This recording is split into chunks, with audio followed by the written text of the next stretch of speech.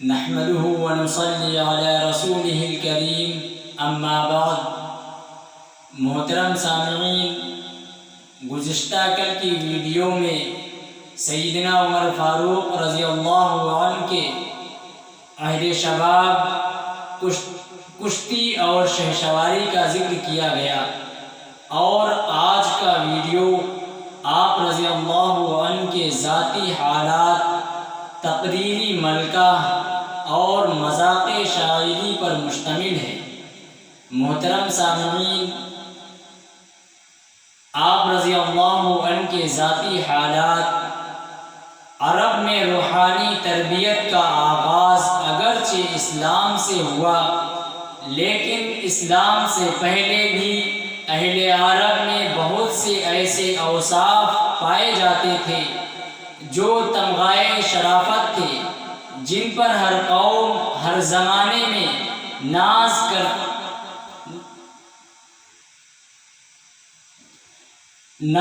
کر سکتے ہیں۔ یہ اوصاف اگرچہ کم و بیش تمام قوموں میں پائی جاتی تھی، لیکن بعض اشخاص زیادہ ممتاز ہوتے ہیں۔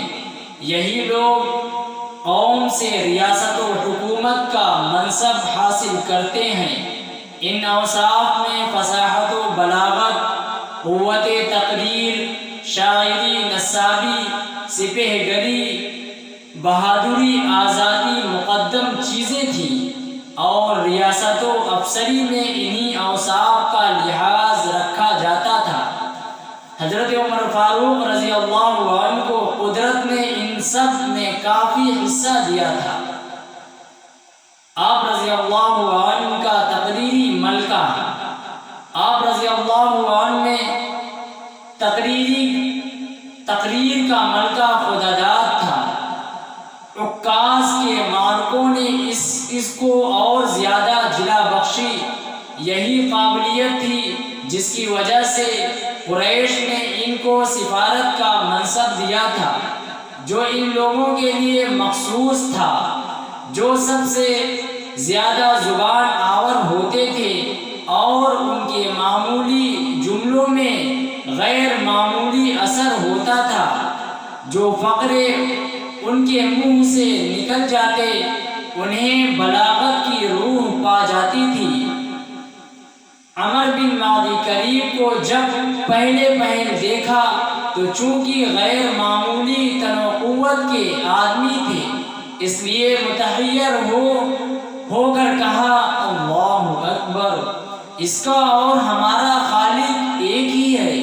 مطلب یہ ہے کہ ہمارے جسم میں اور اس میں قدر تفاوت ہے، دونوں ایک کاریگر کے کام نہیں معلوم ہوتے۔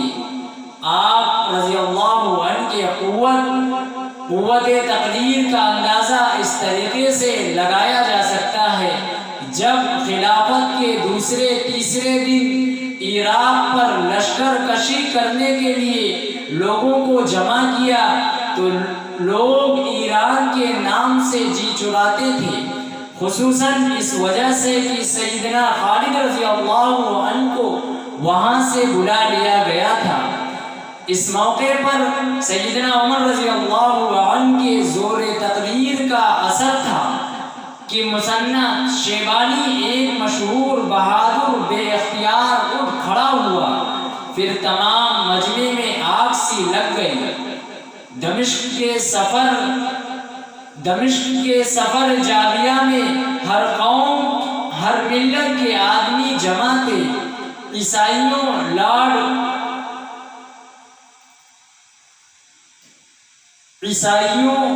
لارڈ بشپ تک شریک تھے۔ اس کے ساتھ مختلف مذہب، مختلف قوم کے آدمی شریک تھے۔ مختلف مضامین اور مختلف مطالب کا ادا کرنا تھا۔ مسلمانوں کو اخلاق کی تعلیم دینی تھی، غیر قوموں کو اسلام کی حقیقت اور جنگ و صلح کی اغراض بتانے تھے۔ فوج کے سامنے خالد کی معذوری کا عذر کرنا تھا۔ ان تمام مطالب کو اس خوبی سے ادا کیا کہ مدت تک آپ رضی اللہ عنہ کی تقریر کے جستے جستے فقرے لوگوں کی زبانوں پر رہے۔ آپ رضی اللہ عنہ کے مذاق شاعری، شعر و شاعری کی نسبت اگرچہ آپ رضی اللہ عنہ کی شہرت عام طور کم اور اس میں شبہ نہیں کہ وہ شعر بہت کم کہتے تھے، لیکن شعر و شاعری کا مذاق ایسا عمدہ رکھتے تھے کہ آپ رضی اللہ عنہ کی تاریخ زندگی میں یہ واقعہ متروک نہیں کہ آپ رضی اللہ عنہ کی تاریخ زندگی میں یہ واقعہ متروک نہیں ہو سکتا۔ عرب کے اکثر مشہور شعراء کا کلام بکثرت یاد تھا اور تمام شعراء کے کلام پر آپ کی خاص رائے تھی۔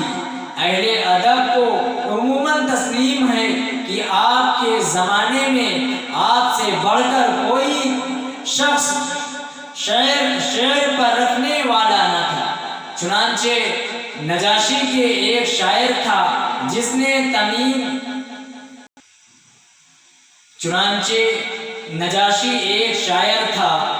نے تمیم بن مقبل کے خاندان کی ہجو کہی تھی۔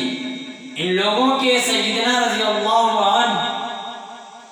عمر رضی اللہ عنہ سے شکایت کی تو آپ رضی اللہ عنہ نے حسان بن ثابت رضی اللہ عنہ کو، جو مشہور شاعر تھے، حکم قرار دیا اور جو فیصلہ انہوں نے کیا اس کو نافذ کیا۔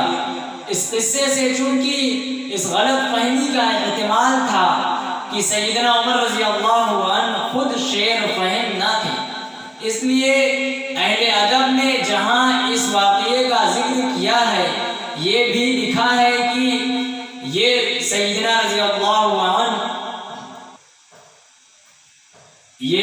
عمر رضی اللہ عنہ کی حکمت عملی تھی کہ وہ بدزبان شعراء کے بیچ میں نہیں پڑھنا چاہتے تھے، ورنہ شعر کے دقائق آپ سے بڑھ کر کون سمجھ سکتا تھا۔ آج کی ویڈیو انہی باتوں پر ختم ہوتی ہے۔ محترم سامعین، آنے والی نئی ویڈیو میں آپ رضی اللہ عنہ کے ایک دوسرے پہلو کو پیش کیا جائے گا، اس لیے ہمارے چینل کو لائک کریں اور سبسکرائب کریں اور بیل آئیکن کو پریس کریں تاکہ ہماری جانب سے اچھی ویڈیو آپ تک جلد از جلد پہنچ سکے۔ السلام علیکم ورحمۃ اللہ۔